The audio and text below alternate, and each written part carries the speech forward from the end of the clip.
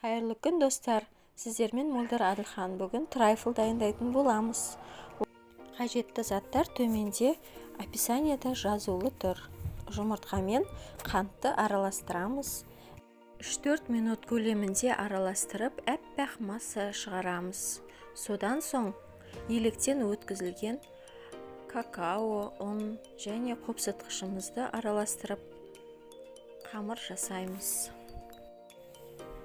Осылай сухой ингредиенттерді бірнеше бөлікке бөліп, жаймендеп отырып араластырамыз.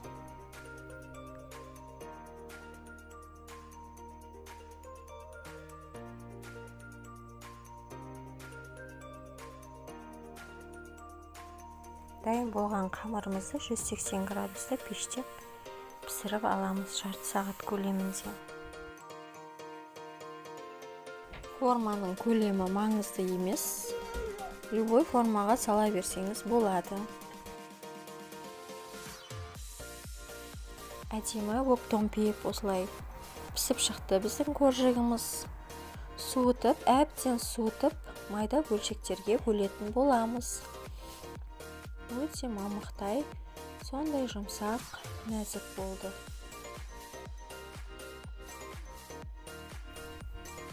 Қазақша каналды қолдап тіркеліп қойыңыздар, лайк, комментарий жазыңыздар, видеоны соңына дейін көріңіздер.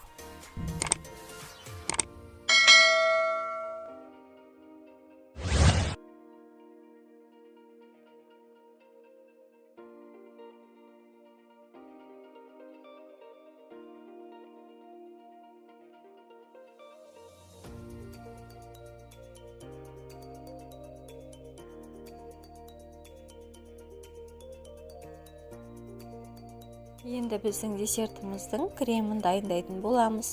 Ол үшін творожный сыр алдым, 220 граммдық сливки, 33 граммдық жарты литр және 70 грамм қант.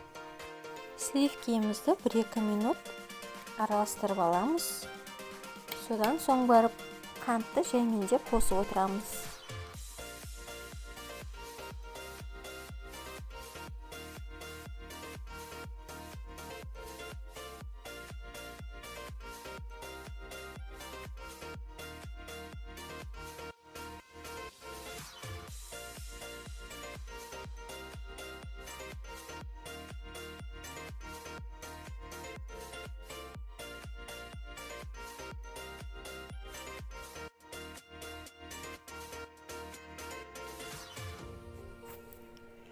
Массамызды араластырып болдық. Енді творожный сырымызды қосамыз. Содан соң кішкене ғана араластырамыз. Бір текті масса болу керек.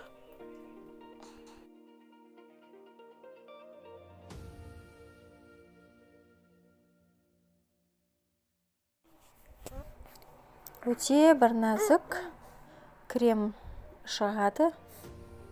Міне қараңыздар. Осындай консистенцияда болады. Бұның да описаниесі, рецептісі төменде жазылған описаниеда қарап жасасаңыздар болады. Осындай трайфлға арналған кішкентай стаканчиктар болады, соны пайдалансақ болады, немесе үйдегі стакандарды да пайдаланса болады. Корждарды майдаладық, соны осы стакандарға салып шықтық. Бетіне кремнен кішкене салып, оның бетіне қайтадан осылай коржик саламыз бетіне. Одан соң қайтадан кремді жағамыз. Осылай толтырып шығамыз формочкамызды. Содан соң шоколадный ганашымызды бетіне құямыз. Шоколадный ганаш дайындау үшін описаниеда жазылған ингредиенттерді баяу отқа қыздырып, шоколадты ертіп аламыз сливкиді. Содан соң суытамыз әбден. Сосын барып трайфлдың бетіне құйып шығамыз. Осымен керемет дәмді трайфлдарымыз дайын болды.